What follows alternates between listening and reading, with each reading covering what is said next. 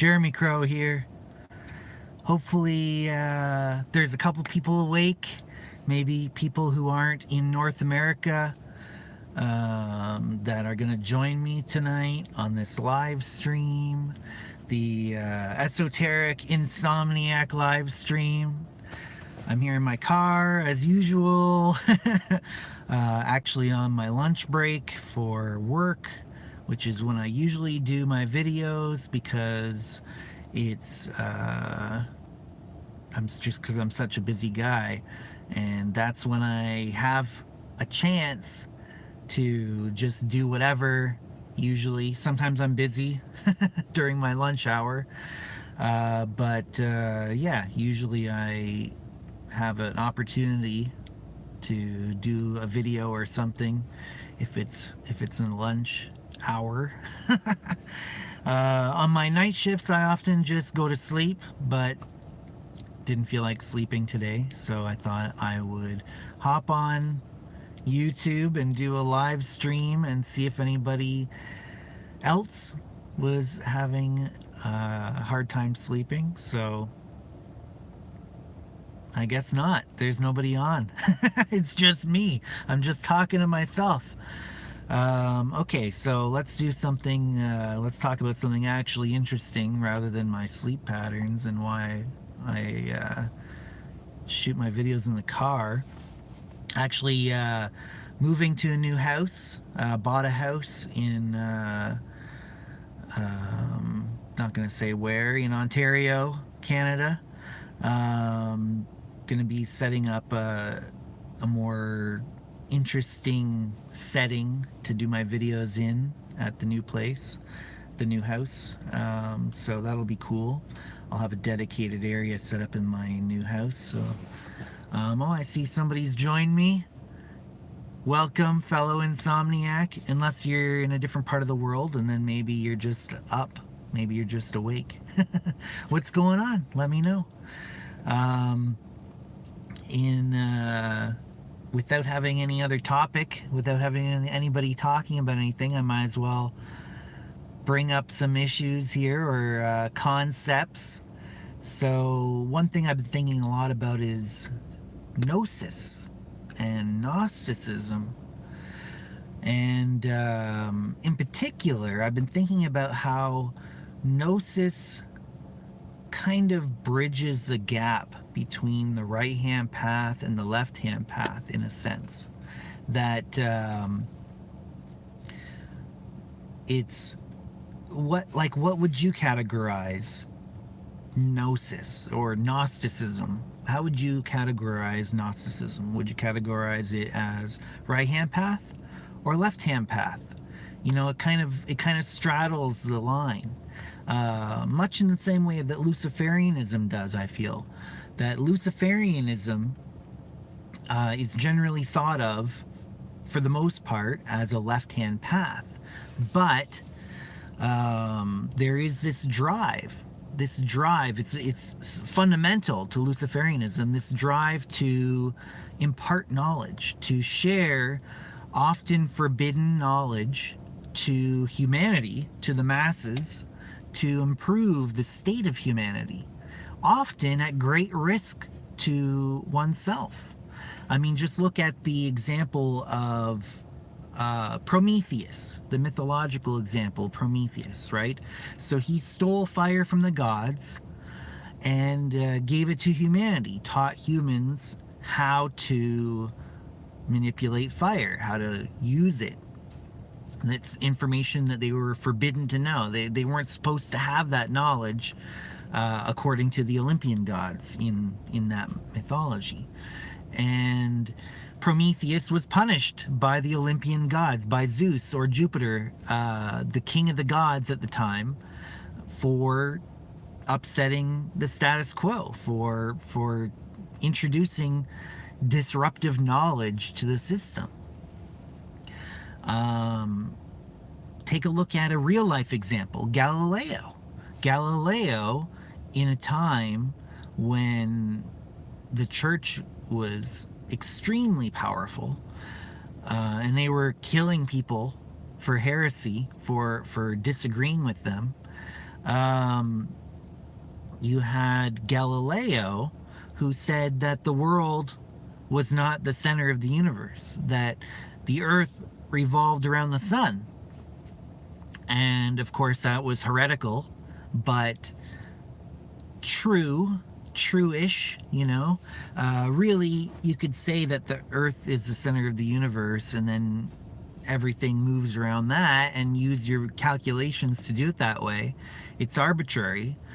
But if you say that the sun is the center of the solar system, and that the planets and all the various different components of our solar system revolve around the sun, then the math becomes a lot more simple and elegant. So people say it's more true that the sun is the center and everything revolves around it, rather than the earth as the center and everything revolves around it. But really, it's more of a matter of preference. It's a lot simpler and elegant to use the sun as the center of the solar system, rather than having a terracentric viewpoint. What was I getting at with this? It is almost 5 in the morning where I am here in Toronto. Oh, right, the light bearer archetype.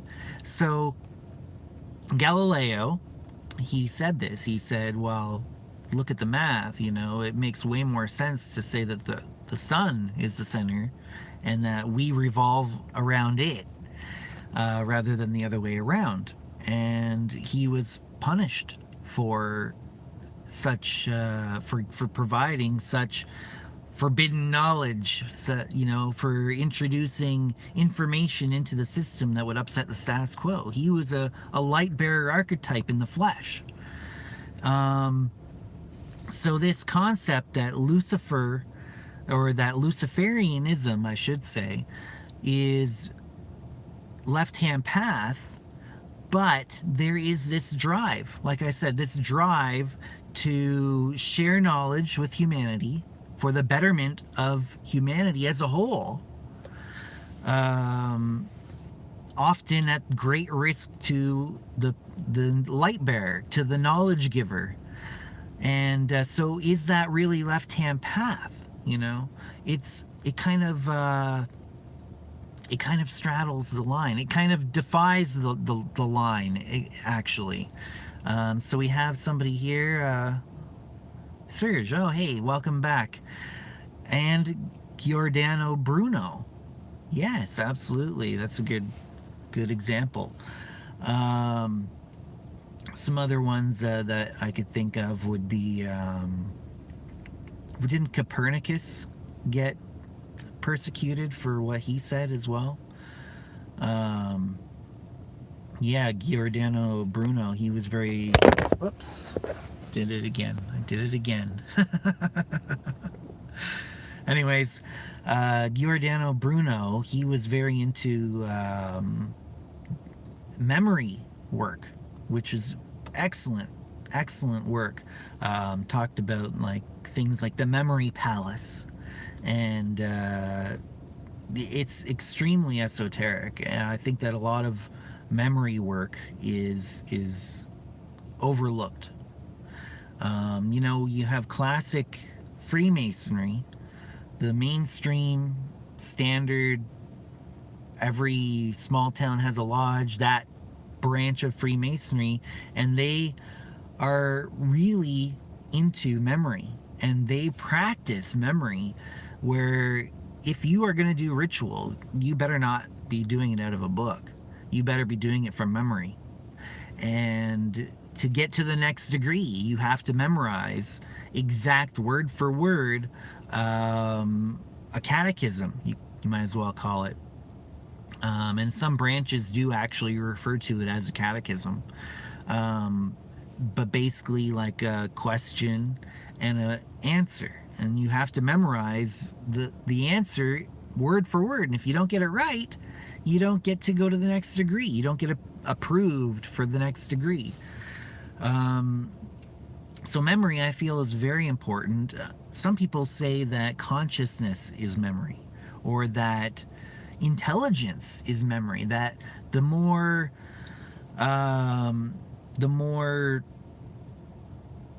you are capable of processing memory and retaining it, the more intelligent you are.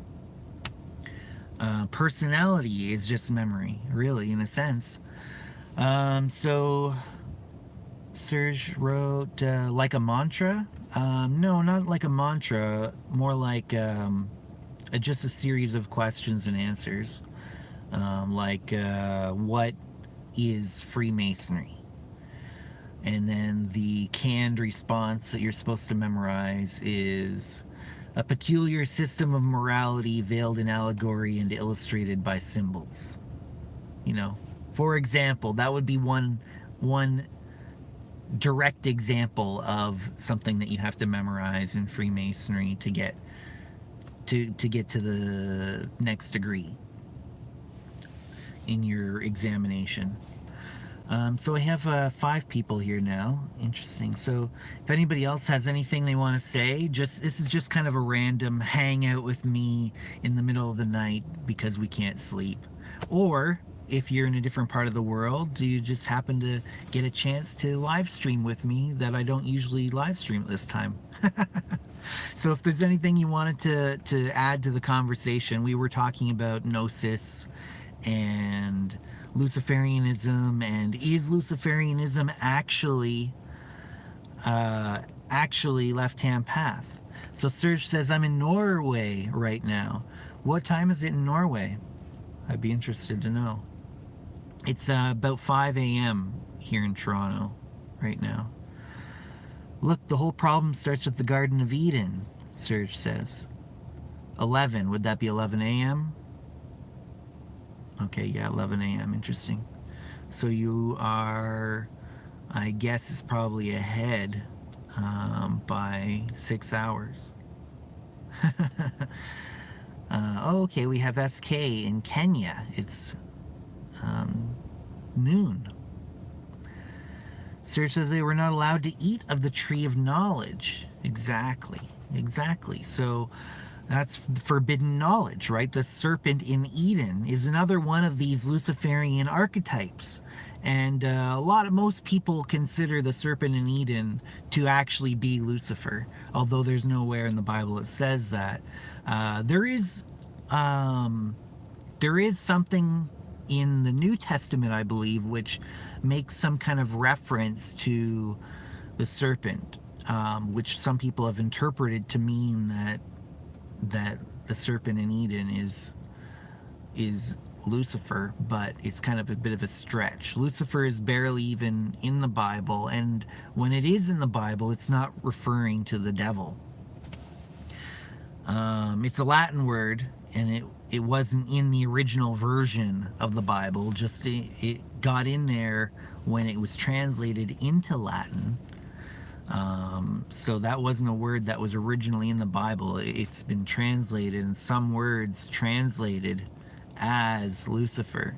In particular, morning star was translated in the Latin version into the word Lucifer, because that's the word that the Romans used to describe Venus when it was the morning star, the last bright object in the sky before the sun rises.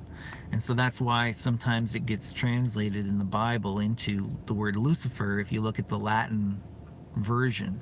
And then in the King James version, one instance of that word Lucifer, and there's about, about like 7 or something. One instance of it doesn't get translated, and it retains that Latin word.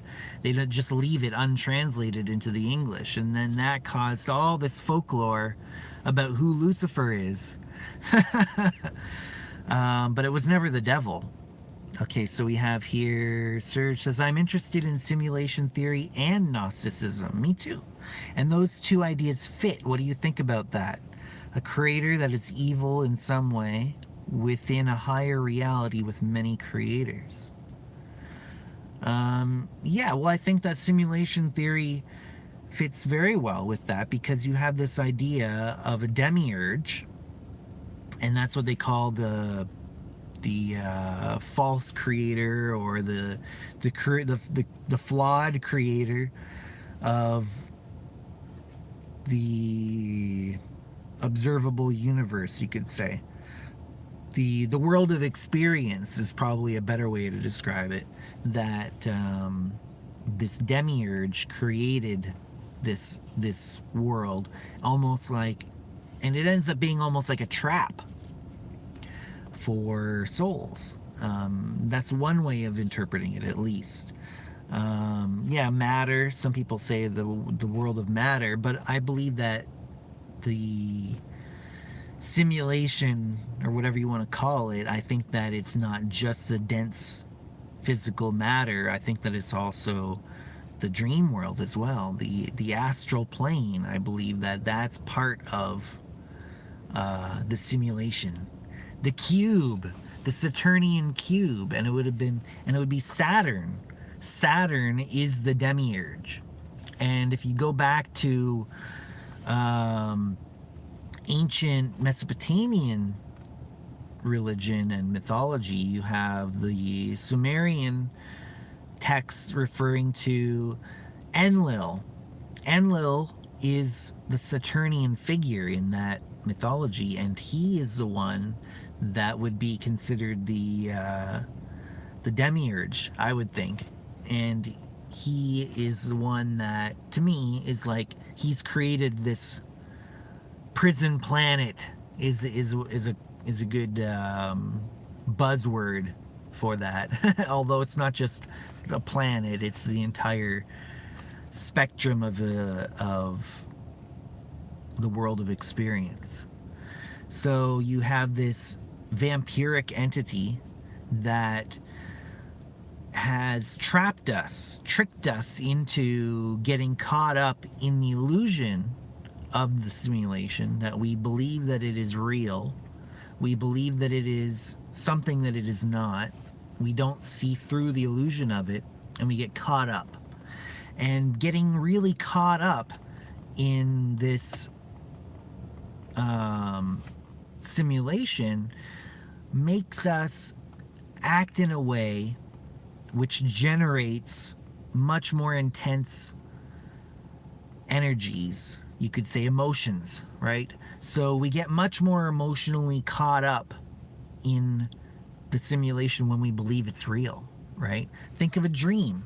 Think of when you're in a dream and you don't realize that it's a dream. You believe that it's a waking experience. You get intimidated by something, like say somebody's chasing after you. You act as if it were a waking experience, and you start running, you get frightened, that extend that into the waking experience as well. So we get caught up in the waking experience and we don't see through the illusion of that either. And we react in a way that is much more intense than if we were able to see through that illusion, or if we were in a lucid state. So those intense emotions that we generate, that's what the demiurge feeds on. And so that's why I refer to it as like a vampiric entity. And okay, we have Shadow Zone Productions. Welcome to the live stream. Do you think the demiurge is actually bad, though? From a left-hand path perspective, we can play the simulation to our own advantage. However, I do agree that the greater spiritual purpose transcends materialism. Yeah, it's the thing is that I'm talking in very dualistic terms right now, but as it turns out, it does get utilized. You can use it to your advantage in multiple ways. So one way is that you can understand the rules of the simulation, and you can modify the code. I mean, to continue the analogy, you can modify the code to your own advantage in the sense of making your simulation a lot more pleasurable and pleasant and enjoyable. But then you could take it to the next level, and you can understand the simulation to be a way of experiencing pressure, of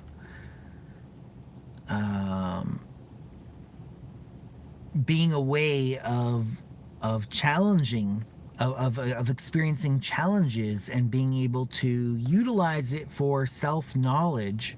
And I did a video recently called Pressure Creates a Diamond. And so you know that a diamond is carbon that's been compressed, put under an immense amount of pressure for a very long period of time, and it ends up developing this intricate, beautiful, elegant, crystalline structure, and we call it a diamond. And it's one of the most one of the strongest substances known to humanity. And so what we want to do is we want to do that to ourselves as well. We want to become the diamond. And right now we're just a lump of carbon, you know. We're a carbon-based life form, in fact, scientifically, literally. And we can use this diamond as metaphor for our own development, that we can utilize the pressures of the cube. I like to call it the Saturnian cube, the simulation. Sometimes I even like to refer to it as the crystal. So that, you know, one of the key qualities of Saturn is limitation. And you need that limitation to create the resistance, the pressure, in order to evolve, in order to develop. You know, if you don't have that pressure, you don't develop. So limitation is important. I mean, like if you, look at your muscles, as above, so below, right? If you don't have resistance to push on against for your muscles, you're never going to develop your muscle. You know, your muscle has to experience that resistance, break down a bit, and then grow back stronger. It's like alchemy, right? Alchemy, you break stuff down, purify each component, and then put those purified components back together, and they form a much stronger bond when they're returned together. And it's much more, it's a much stronger unit afterwards. So yeah, this, as above, so below, it's on the same thing where you have to experience resistance in order to actually develop. So the cube is important.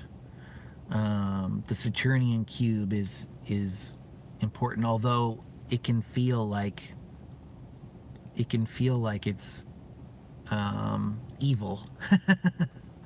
But yeah, a lot of left-hand path people actually work with Saturn as an entity. And there's an interesting thing where you've got the golden age of humanity, where there's this mythological golden age of humanity, and Saturn ruled over this golden age.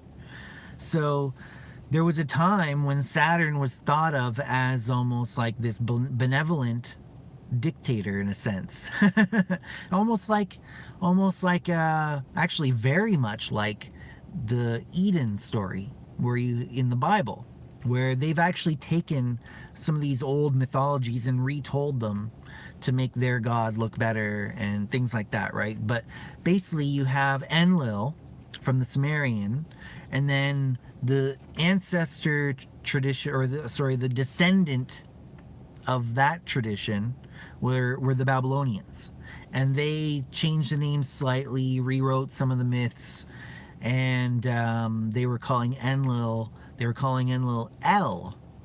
And then Of course, we know that the Semitic people that ended up becoming the Jewish people, they were imprisoned or they were enslaved by the Babylonian people for a period of time and were influenced by their culture.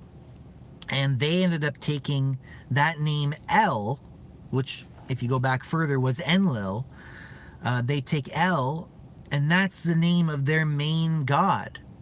And Shadow Zone Productions says El becomes Elohim. Well, yeah, El ends up becoming El on its own is the word for God in Hebrew, and Elohim is a word that means gods, and it's like it's a bit more generic. But whereas El was kind of like a proper name, so you have El Elyon. You have with Elyon as the honorific added to El, then that's means the highest God in a sense. And that was the God that you see in Genesis presiding over the Garden of Eden. And that was kind of like the golden age of humanity, where we just had everything, we didn't have to work for it, whatever, right? We lived much longer, that whole myth, right? And then we got booted out, and El's son, Yahweh, ends up becoming the tribal god of Jacob. And Jacob is also known as Israel. And so Yahweh becomes the tribal god of the Israelites. And then end up later, if you go even further through history, later they ended up, what's the word? Combining, there's a better word for it, but combining works.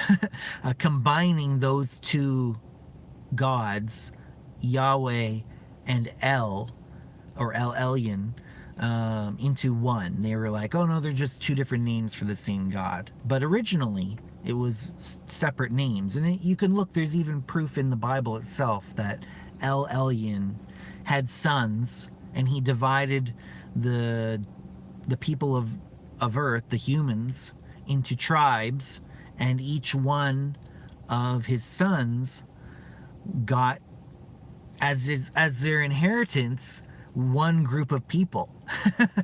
And Yahweh gets Jacob and Jacob's descendants. And so that's how Yahweh becomes the tribal god of the Israelites. But if you compare those two gods to the gods of Greco-Roman mythology, El would be like Saturn, and Yahweh would be like Jupiter. That's my personal interpretation. So you have they're both very similar characters in terms of that they end up being kind of tyrannical rulers in a sense, or dictators. But yeah, it was El that went up against the serpent, where the serpent usurped some of the knowledge of the gods and gave it to humanity and was punished for it. So Sin says Israel. That's very cool. Yeah, you've broken down Israel into like Isis, Ra, and El, maybe. Shadow Zone Production says great description, thumbs up. Thank you very much. Sin also earlier said Thunderbolt Project is worth checking out. I absolutely agree. That's Electric Universe, plasma cosmology stuff. I'm really into that too. And they do talk a lot about the golden age of Saturn, and some interesting things come out of that. I don't agree with everything that they talk about, but I mean, it's really interesting to hear what they have to say and consider it.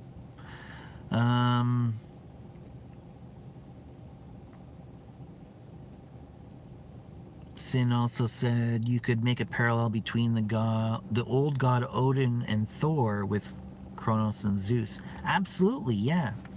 That's an interesting way of putting it too. I'm not as familiar with that pantheon, but it's still interesting. Shadow Zone Productions said, do you still work with Venusian energy like Lucifer? Yeah, absolutely. I think Venus, the bright object in the sky, the planet Venus, is Lucifer. At least according to the ancient Romans, when they were referring to Venus when it's the last bright object in the sky before the sun rises, that's Lucifer. And I do feel like that there is a very feminine aspect to the Luciferian archetype. It's kind of beyond gender in a sense, where it's got it's developed aspects of both through the various different mythologies and folklores that have built up around it. But there's a definite connection to Venus, a very direct connection to Venus with Lucifer as well. So one thing that I wanted to kind of chat about was whether or not Luciferianism is left-hand path. And I brought it up a few times, but we have more people here now. So the idea that I was bringing up was this drive, this Luciferian drive to expose forbidden knowledge to humanity. Forbidden knowledge meaning truths or information that will upset the status quo in some way, and generally will empower humanity in general, empower the proletariat, or just in general enrich humanity with more knowledge. And often it's at great risk to the light bearer, to the knowledge bringer. That, like I said, the serpent in Eden was punished for encouraging humans to eat from the tree of forbidden knowledge. Prometheus gave forbidden knowledge of how to control fire, stole it from the gods and gave it to humanity, and was punished.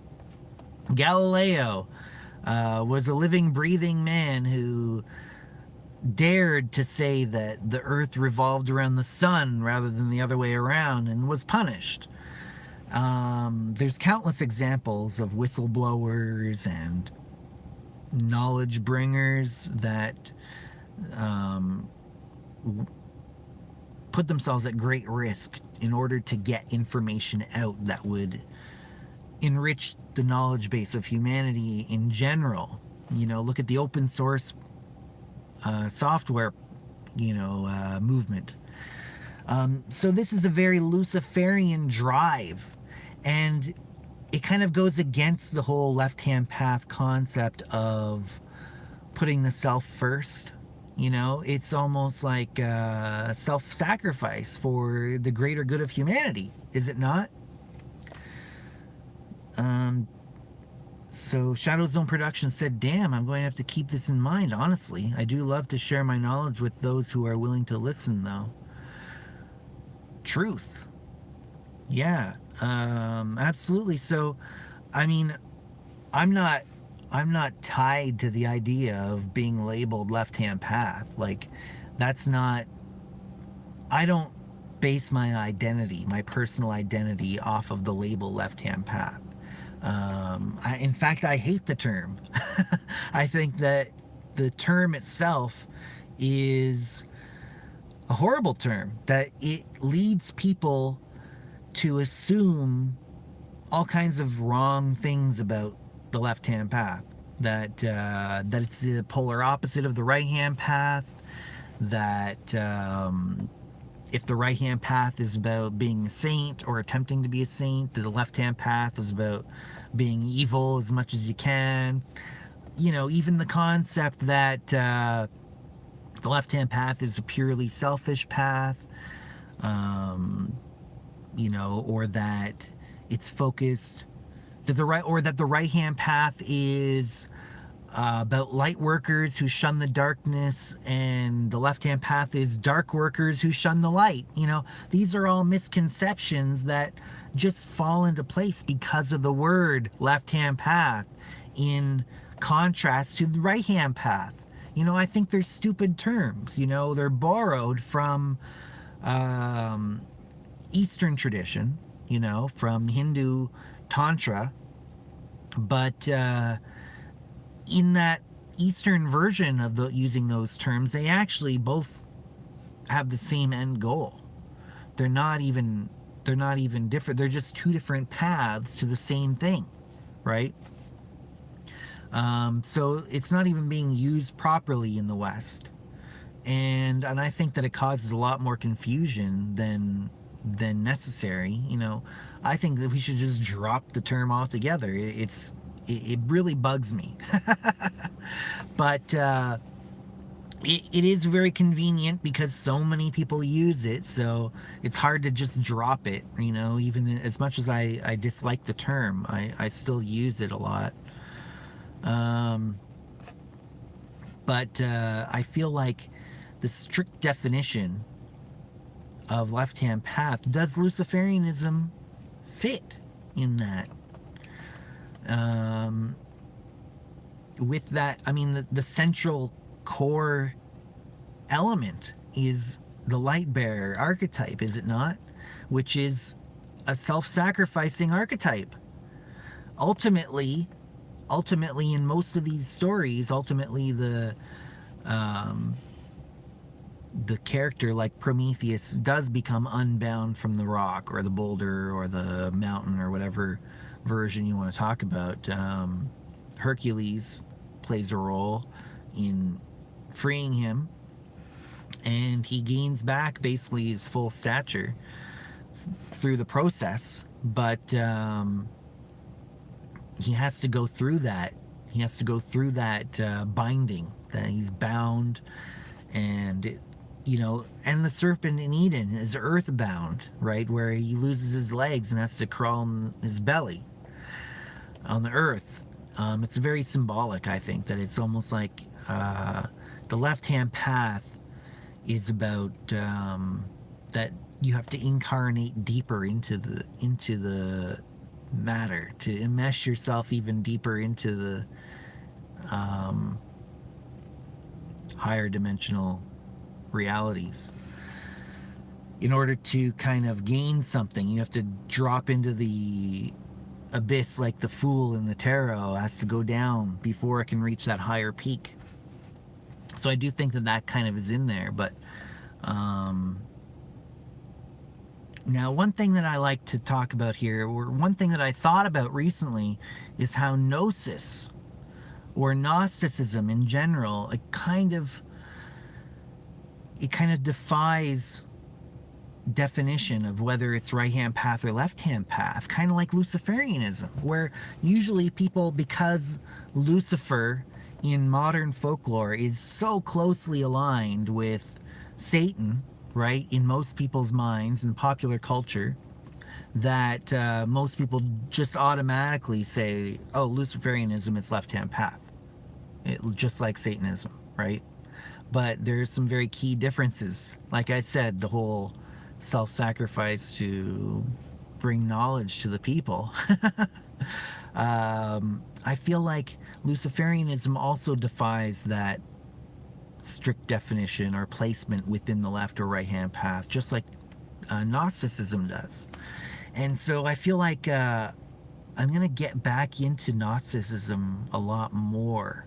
It played a major role in my path, and I expanded beyond it in a sense, but I feel myself coming back to it in a lot of ways, and most of the things that I'm doing lately are more, I don't know, I think Gnosticism really kind of seems to be where I'm settling in a sense, or not settling, but I keep finding myself back in that whole Gnostic mindset. And with Gnosticism, you can have Christian Gnosticism and you can have Luciferian Gnosticism. I mean, those are probably the two main branches of Gnosticism that are active today, is Christian and Luciferian. But both are Gnostic.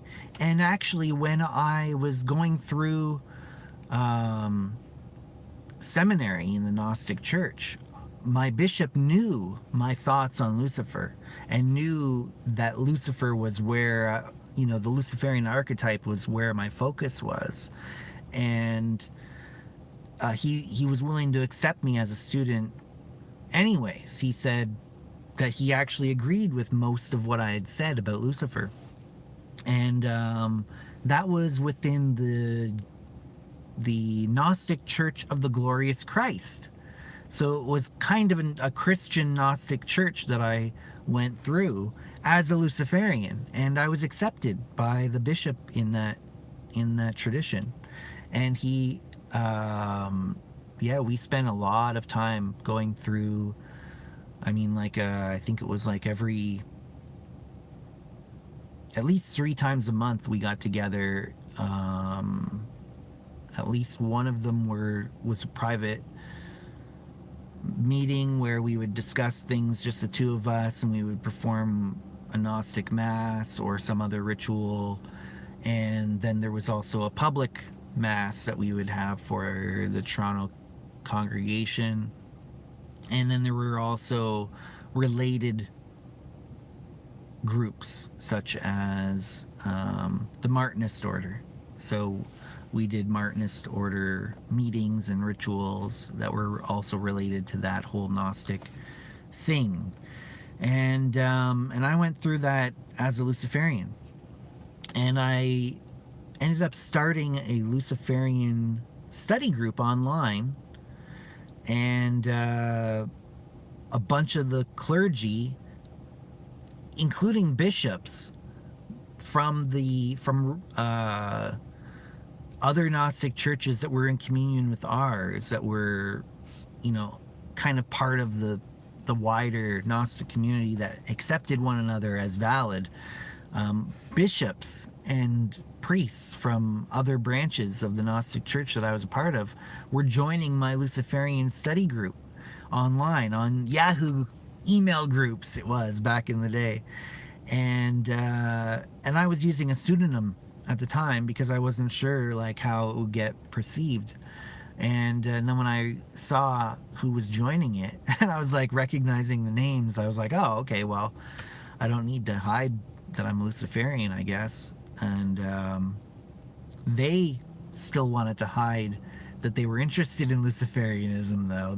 They were like, oh, Jeremy, oh, okay, I didn't realize that was you. Yeah, I was very curious about this. I find it very interesting, this subject matter, but don't tell my congregation because they might not be as accepting of my interests, So I thought that was kind of funny. Sin said, what are your thoughts on Aleister Crowley? I don't know. He was interesting. Yeah, he was into a lot of Gnostic things, but I think he kind of ended up doing his own thing. His Thelema thing, I think, was kind of different. It wasn't exactly Gnosticism, in my mind anyways. Shadow Zone Production says, I think the concept of Gnosis itself plays a big role for me in all my magical ventures. Yeah, I resonate with you on that one. Roy Zero, welcome to the live chat. Well, Da'at, knowledge is on the center pillar of the tree. Significant? Yeah, I've thought of that as well. The abyss, some people refer to it as, right? And it means, in Hebrew, it means knowledge, right? And the Greek word for knowledge is gnosis. So it's kind of like the sphere of gnosis. So that's interesting. Let's see. Perhaps, and Roy also says, perhaps Enlil corresponds with the pillar of severity Enki to the Pillar of Mercy. Very totally possible. Yeah, that whole tree, I don't really, it's still such a part of me because I studied it for so long in my early phases of occultism, but I've tried to kind of get away from the Kabbalah stuff as, in the past several years and try to look at the sources of that more, such as the Chaldean ladder of lights. I think is more like a proto tree of life, is basically the Terracentric idea that we've got concentric circles or concentric spheres where the different heavens, represented by the planetary spheres. That obviously was a influence over whoever made the Tree of Life diagram. What was that, from the Sefer Yetzirah, I believe? Which I've read a bunch of or Kabbalistic texts, and some of them are very interesting, and I still find a lot of that stuff very interesting, the Kabbalistic material, but I've tried to get more towards some of the sources of that in the past several years. So that's something that I wanted to talk. That was kind of the topic that I wanted to talk about. I don't really have much time left, but if anybody wants to make any final comments on that, I'd be welcome to hear them. So yeah, I kind of feel like I'm going to refer to myself more as a Gnostic now, rather than instead of using the term left-hand path. I think I'm going to, if somebody says, do you consider yourself left-hand path? I'll reply, I consider myself a Gnostic. I consider myself Gnostic, or practicing Gnosticism. Because I feel like it kind of defies that whole left-hand, right-hand division, or whatever you want to call it. Roy Zero didn't know about the Ladder of Lights. So yeah, the Chaldean Ladder of Lights, and Chaldean is essentially another word for Babylonian. Shadow Zone Production says Pythagoras' Music of the Spheres is also a prototype for the Tree of Life. Oh yeah, it's very cool. The Music of the Spheres, Pythagoras. That's a very cool subject to get into as well. Thank you for bringing that up. Shadow Zone Productions also said, great stream, Jeremy. Thank you very much. I appreciate that you took part in it, that you participated. You helped make it good. So I think I'm going to sign off here. And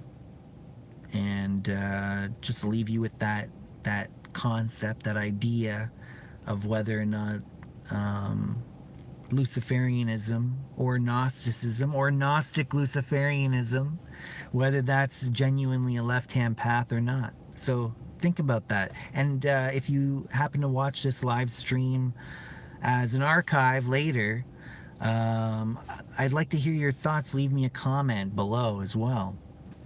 Sin said, thanks, Jeremy. Very enlightening stream. I'm glad you enjoyed it, and thank you for being part of it as well, Sin. And everybody who stopped by on the live stream, and especially those who participated, but even if you just showed up, thank you for being here. And until next time, everybody, stay lucid.